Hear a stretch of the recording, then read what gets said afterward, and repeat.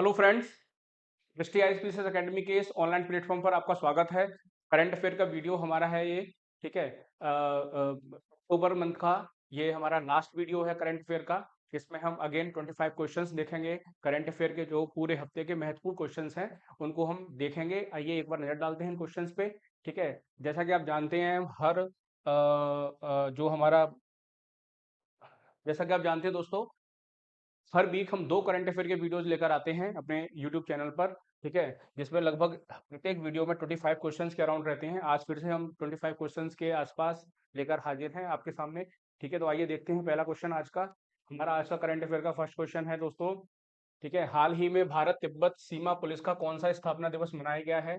ठीक है, ये 59वां, 60वां, 61वां या फिर 62वां कौन सा स्थापना दिवस था, तुम्हें बताना है। ठीक है, तो एक्सप्लेनेशन देख लेते हैं इसकी हम। भारत तिब्बत सीमा पुलिस का 61वां स्थापना दिवस मनाया गया। भारत तिब्बत सीमा पुलिस की स्थापना 24 अक्टूबर 1962 24 अक्टूबर 1962 में की गई थी। ये याद रखना है, ये डेट कभी कभी ये डेट्स भी पूछ ली जाती हैं।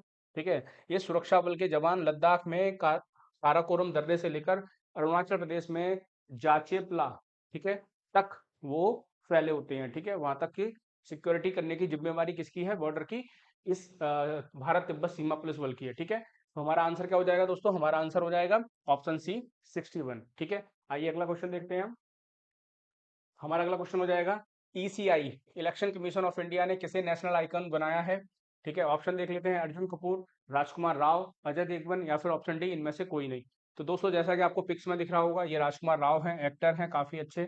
ठीक है, 26 अक्टूबर को इलेक्शन कमीशन ऑफ इंडिया ने ईसीआई जिसे हम जानते हैं, ठीक है, बॉलीवुड एक्टर राजकुमार राव को नेशनल आइकॉन नियुक्त किया है। ठीक है, फिल्म न्यूटन में राजकुमार राव की एक्टिंग से प्रेरित होकर ईसीआई ने उन्हें नेशनल आइकन बनाया है। ठीक है, आपको पता होगा एक न्यूटन करके मूवी आई थी जिसमें इन्होंने इलेक्शन ऑफिसर का रोल प्ले किया है। ठीक है, काफी अच्छी वो मूवी थी, आप सब लोगों को देखनी चाहिए कि कैसे गवर्नमेंट ऑफिसर अपनी ड्यूटी के लिए प्रॉब्लम्स को फेस करता है, लेकिन वो अपनी ड्यूटी पे आंच नहीं आने देता। तो वो रोल प्ले किया था राजकुमार राव ने। और सबसे अच्छी बात है, राजकुमार राव इस मूवी के लिए कोई भी फीस नहीं ले रहे हैं। ठीक है, तो option B Rajkumar Rao is the right answer. अगला क्वेश्चन देखेंगे दोस्तों हम। हमारा अगला क्वेश्चन हो जाएगा, जामरानी बांध परियोजना का संबंध किस राज्य से है? ठीक है, ये जामरानी या जमरानी कुछ भी बोलते हैं। ठीक है, उत्तराखंड, हिमाचल प्रदेश, राजस्थान या फिर पंजाब। आइए दोस्तों एक्सप्लेनेशन देखते हैं। 25 अक्टूबर को केंद्र सरकार ने उत्तराखंड में जामरानी बांध परियोजना को मंजूरी दी है। यह परियोजना प्रधानमंत्री कृषि सिंचाई योजना कार्यक्रम के तहत पूरी की जाएगी। ठीक है, उत्तराखंड के सीएम पुष्कर सिंह धामी, ये नाम भी याद रखना है, ये है पुष्कर सिंह धामी, ये जो उत्तराखंड के सीएम है। ओके, ठीक है, जामरानी बांध परियोजना की मंजूरी मिलने से हल्द्वानी और आसपास के इलाकों में पेयजल और बिजली की समस्या से निजात मिलेगी। ये जो बांध बनाए जाते हैं दोस्तों, आपको पता होगा, न सिर्फ इससे पेयजल की समस्या से मुक्ति मिल जाती है, इसके अलावा जो इससे बिजली पैदा की जाती है उससे हमारी जो लाइट की जो समस्या है वो भी दूर हो जाती है। ठीक है, हेक्टेयर जमीन उत्तराखंड और 47,607 हेक्टेयर जमीन उत्तर प्रदेश की है। मतलब इस बात में कहीं ना कहीं यूपी भी इन्वॉल्व है। ओके, आइए तो इसका आंसर क्या हो जाएगा? सॉरी, इसका आंसर हो जाएगा तो ऑप्शन ए उत्तराखंड। ठीक है, क्वेश्चन देखेंगे दोस्तों। हमारा नेक्स्ट क्वेश्चन है, अशोक गाडगिल और सुब्रा सुरेश को किस देश के द्वारा प्रौद्योगिकी और नवाचार में राष्ट्रीय पदक का विज्ञान का राष्ट्रीय पदक प्रदान किया गया है? ठीक है, दो पुरस्कार मिले हैं, राष्ट्रीय पदक था विज्ञान का राष्ट्रीय पदक। ठीक है, ये दोनों कहां से हैं? भारत, अमेरिका, इंग्लैंड या फिर फ्रांस। ठीक है, तो आइए देखते हैं। हाल ही में अशोक गाडगिल और सुब्रा सुरेश के नाम भारतीय मूल के दो अमेरिकी वैज्ञानिकों व्हाइट हाउस में राष्ट्रपति जो बाइडेन ने प्रौद्योगिकी और नवाचार के क्षेत्र में योगदान के लिए अमेरिका के पदक से, किससे? अमेरिका के पदक से सम्मानित किया है। ठीक है, इसके अलावा इन्हें राष्ट्रीय पदक और विज्ञान का राष्ट्रीय पदक भी प्रदान किया गया है। तो दोनों कहां से आते हैं? आंसर हो जाएगा ऑप्शन ए। ठीक है, या फिर सॉरी, इसका आंसर हो जाएगा अमेरिका। ये दोनों इंडियन हैं और इसका आंसर हो जाएगा ऑप्शन बी यूएसए। यूएसए के द्वारा इनको ये पुरस्कार दिए गए हैं। ठीक है, आइए अगला क्वेश्चन देखते हैं दोस्तों। हम अगला क्वेश्चन देखेंगे। हमारा अगला क्वेश्चन हो जाएगा, इसरो और नासा ने साथ मिलकर अब तक रडार रडार मिशन लॉन्च करने जा रहे हैं दोनों ये। ठीक है, तो उस रडार मिशन को कब तक लॉन्च करेंगे? ठीक है, ये क्वेश्चन है। ठीक है, ऑप्शन देख लेते हैं, 2024, 2025, 2027 या फिर 2029। ठीक है, आइए एक्सप्लेनेशन देखते हैं। इसरो और नासा ने साथ मिलकर पृथ्वी पर नजर रखने वाला एक रडार सिस्टम या रडार मिशन लॉन्च करने की प्लानिंग की है। इसे निसार निसार NISAR, ठीक है, इसमें इसको निसार नाम दिया गया है। नाम दिया गया है रडार सिस्टम क्लाइमेट चेंज के लिए बेहद अहम साबित हो सकता है, ठीक है। इससे जंगलों और वेटलैंड्स पर निगरानी की जा सकेगी। जो वेटलैंड्स एरिया होते हैं, जो काफी महत्वपूर्ण होते हैं पर्यावरण की दृष्टि से, उनकी भी निगरानी इससे की जा सकेगी। तो ये मिशन दोस्तों कब तक शुरू होगा? ये मिशन शुरू होगा 2024 तक। ऑप्शन ए 2024, 2024 यानी कि next year is the right answer. Okay, अगला क्वेश्चन देखेंगे दोस्तों। हमारा नेक्स्ट क्वेश्चन हो जाएगा, निम्न में से देश में 7वें फ्यूचर इन्वेस्टमेंट इनिशिएटिव का आयोजन किया जा रहा है? किस देश में? निम्न में से किस देश में फ्यूचर इन्वेस्टमेंट इनिशिएटिव का आयोजन किया जा रहा है? ठीक है, ऑप्शन है फ्रांस, सऊदी अरब, जापान या फिर डेनमार्क। ठीक है, एक्सप्लेनेशन देखेंगे, डिटेल्स देखेंगे दोस्तों। सऊदी अरब के रियाद में, ठीक है, फ्यूचर इन्वेस्टमेंट इनिशिएटिव का आयोजन किया गया। यह फ्यूचर इन्वेस्टमेंट इनिशिएटिव FII का 7वां संस्करण है। ठीक है, फ्यूचर इन्वेस्टमेंट इनिशिएटिव का ये कौन सा है? 7वां संस्करण है।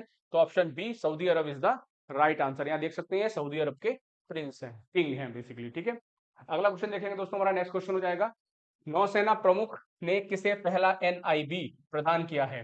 ठीक है, NIB का मतलब है नेवी इंटेलेक्चुअल बीकन। ठीक है, नेवी इंटेलेक्चुअल बीकन ये किसे प्रदान किया गया है? नौसेना का बौद्धिक बीकन किसे प्रदान किया गया है, ये बताना है। KM Panikkar, commander M Arun Chakravarti, G Rambabu या फिर ऑप्शन डी इनमें से कोई नहीं। ठीक है, तो ये दे रहे हैं, देखिए आप देख सकते हैं यहाँ पे।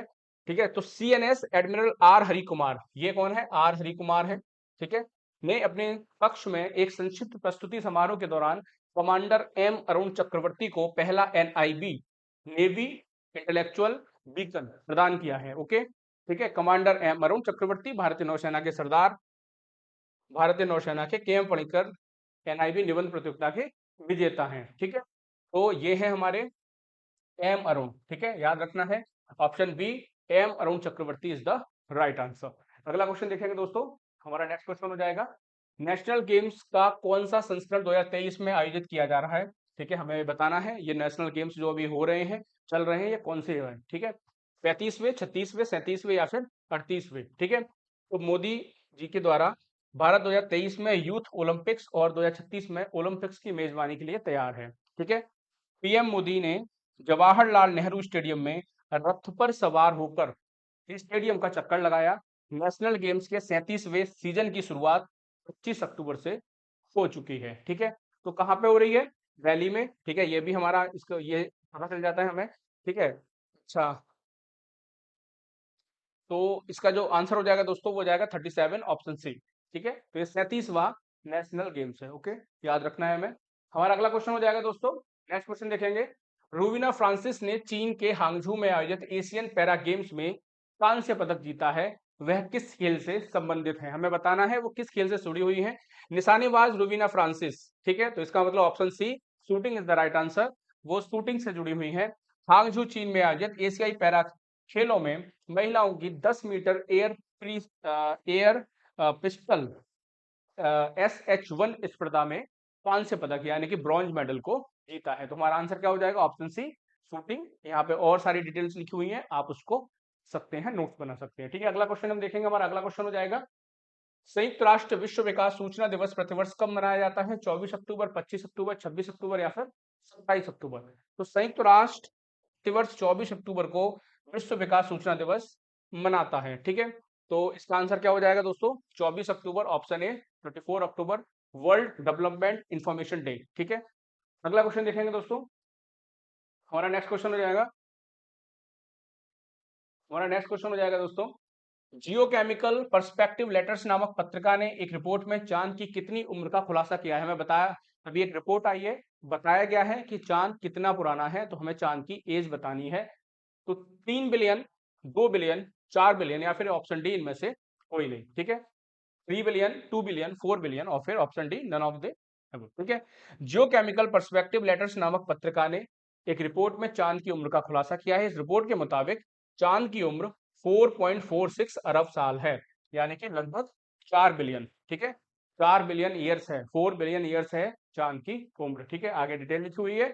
नासा ने साल 1972 में एक मानव मिशन अपोलो 17 को चांद पर भेजा था। ठीक है, अगला क्वेश्चन देखेंगे दोस्तों, हमारा अगला क्वेश्चन हो जाएगा, हाल ही में प्रधानमंत्री नरेंद्र मोदी जी ने proactive government and timely implementation Pragati के किस संस्करण की अध्यक्षता की है? प्रगति एक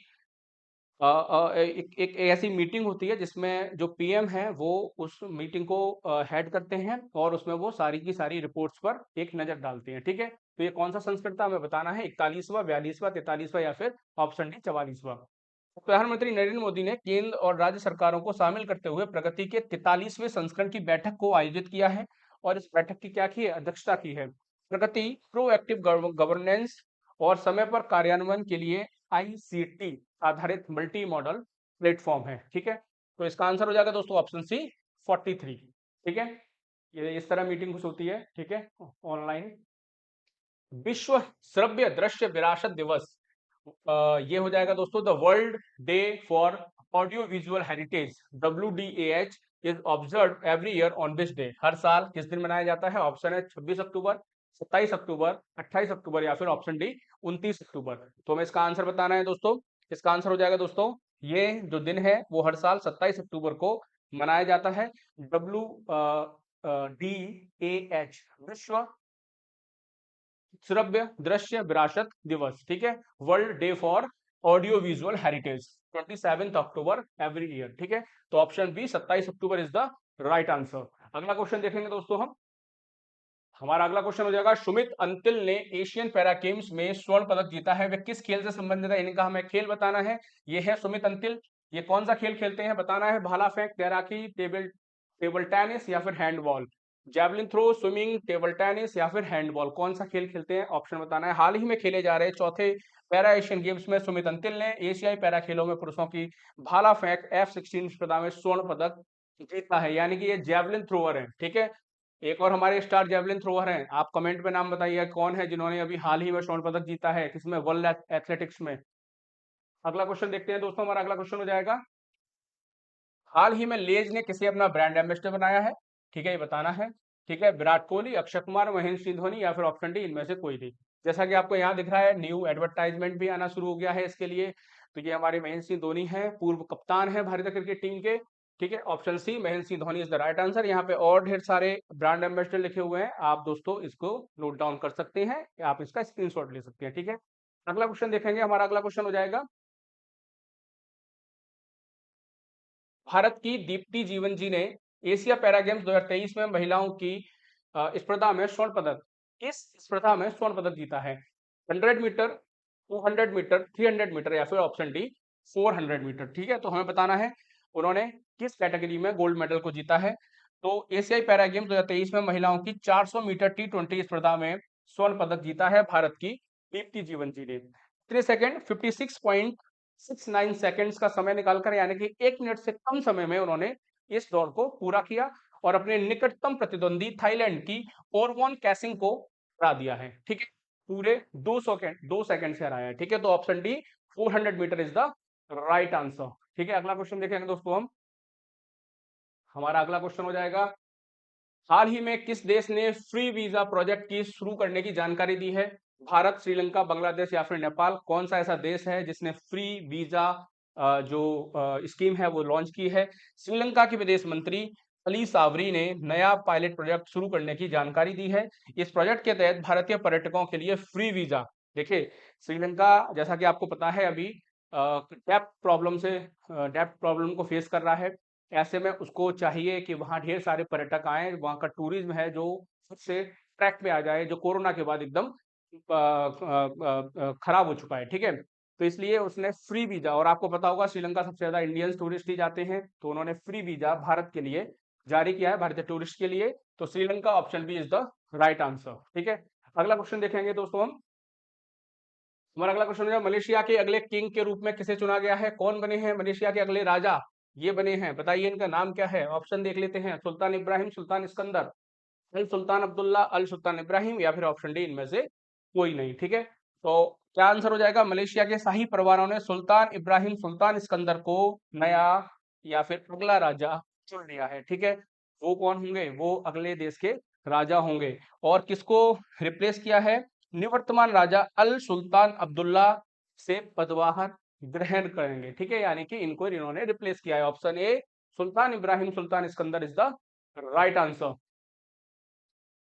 अगला क्वेश्चन देखेंगे दोस्तों हम, एशियाई पैरा खेलों के पुरुष डिस्कस थ्रो में किस भारतीय ने स्वर्ण पदक जीता है? हमें बताना है किसने डिस्कस थ्रो में गोल्ड मेडल हासिल किया है। अतुल सक्सेना, नीरज यादव, राकेश बेहरा या फिर मोहित सिन्हा। एशियाई पैरा खेलों के पुरुष डिस्कस थ्रो में भारत के नीरज यादव ने स्वर्ण पदक जीत लिया है। इस जीत पर पीएम मोदी जी ने उन्हें बधाई दी है, ठीक है। एशियाई पैरा खेल कहाँ पे आयोजित किए जा रहे हैं, एक बार फिर बता दूं, बार बार बता रहा हूं, चीन के झांगझू में इनको आयोजित किया जा रहा है, ठीक है। ये क्वेश्चंस बार बार पूछा जाता है। ऑप्शन बी नीरज यादव इसका सही आंसर है, ठीक है। अगला क्वेश्चन देखेंगे दोस्तों, अगला क्वेश्चन हो जाएगा, कौन सा देश ब्यूटी वर्ल्ड मिडिल ईस्ट 2023 की मेजबानी करेगा?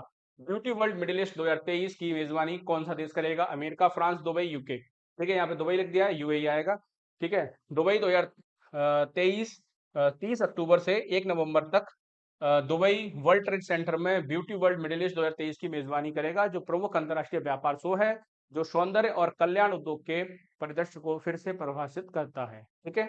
तो option C Dubai is the right answer, ठीक है। अगला क्वेश्चन देखेंगे, हमारा अगला क्वेश्चन है, दुनिया के टॉप 250 मैनेजमेंट इंस्टीट्यूट में भारत के कितने शामिल हैं? टॉप कॉलेज की बात की जा रही है, मैनेजमेंट इंस्टीट्यूट की बात की जा रही है, जो बिजनेस की पढ़ाई कराते हैं अपने यहाँ, बिजनेस स्टडीज कराते हैं, ठीक है, जहां से एमबीए करते हैं लोग, ठीक है, उसमें इंडिया के कितने शामिल हैं? 8, 10, 12, 14। एमबीए और बिजनेस मैनेजमेंट के लिए मास्टर इंस्टीट्यूट के लिए क्यूएस वर्ल्ड यूनिवर्सिटी रैंकिंग 2024 जारी कर दी गई है। इस साल रैंकिंग में दुनिया के टॉप 250 एमबीए कॉलेज में बिजनेस इंस्टीट्यूट में 10 भारतीय हैं, ठीक है। कौन से? 10 भारतीय हैं, ठीक है। IIM बेंगलुरु ग्लोबल जो है वो इन 10 में नंबर 1 पर, और टोटल बात करें तो 48 नंबर पर है, ठीक है। 48वीं रैंक है, तो B 10 is the right answer. अगला क्वेश्चन देखेंगे दोस्तों हम, हमारा अगला और लास्ट क्वेश्चन हो जाएगा, हाल ही में किस राज्य सरकार ने जय भीम मुख्यमंत्री प्रतिभाव योजना, ठीक है, शुरुआत की है?